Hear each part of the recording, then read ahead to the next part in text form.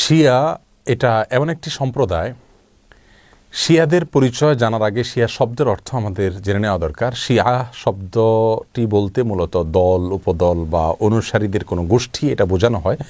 শিয়া বলতে বোঝানো হয় শিয়াতু আলিয়িন বা আলী রাদিয়াল্লাহু তাআলা আনহুর অনুসারী গোষ্ঠী, এদেরকে শিয়া বলা হয়। বা আলে বাইত রাসূল করিম সাল্লাল্লাহু আলাইহি সাল্লামের পরিবার কেন্দ্রিক যাদের ভক্তি বিশ্বাস এগুলো গড়ে উঠেছে তাদেরকে সাধারণত শিয়া বলা হয়।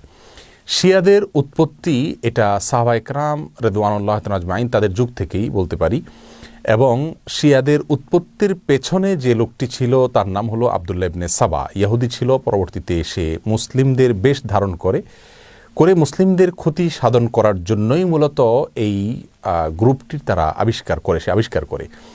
শিয়াদের সম্পর্কে আমাদের দেশের সাধারণ মুসলমানদের মধ্যে ধারণা খুব একটি সাধারণ দল শিয়া, অথচ শিয়াদের যে সমস্ত বিশ্বাস আছে সে বিশ্বাসগুলো ইসলামের একেবারে মৌলিক বিশ্বাসগুলোর সাথে অনেকগুলো বিশ্বাস আছে যেগুলো সাংঘর্ষিক।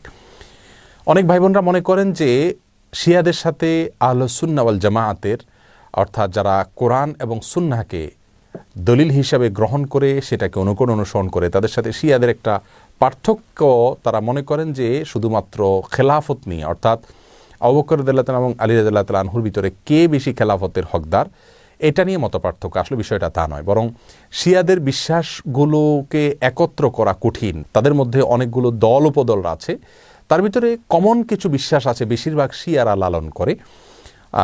তার ভিতরে একটি হলো তারা কালিমাতুত তাওহীদ আমরা যেটা বলি এটাকে যথেষ্ট মনে করে না। তারা মনে করে লা ইলাহা ইল্লাল্লাহ মুহাম্মাদুর রাসূলুল্লাহ এবং আলিয়ুন ওয়ালিউল্লাহ এটাও স্বীকৃতি দিতে হবে, মুখে উচ্চারণ করতে হবে, তারপর মানুষ মুসলিম হবে। তাদের মধ্যে কোনো গ্রুপ আছে যারা কোরআনে কারিমের 30 পারার যে কোরআন এটার ব্যাপারে তারা সন্দেহ পোষণ করে এবং তারা কোরআনের বিকৃতিতে বিশ্বাস করে বা বিকৃতি করে, এটাকে তারা সঠিক মনে করে বিকৃতি করে থাকে।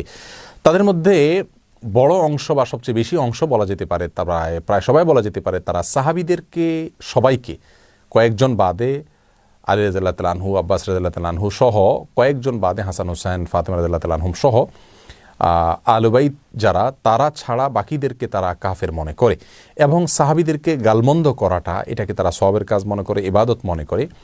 আয়েশা রাদিয়াল্লাহু তাআলা আনহা রাসূল আকরাম সাল্লাল্লাহু আলাইহি ওয়াসাল্লামের সহধর্মিণী, তার চরিত্র নিয়ে তারা সন্দেহ করে, যার চরিত্রের বিষয়ে কোরআনে কারিমে সূরা নূরে আল্লাহ সুবহানাহু ওয়া তাআলা পরিষ্কারভাবে ঘোষণা দিয়েছেন।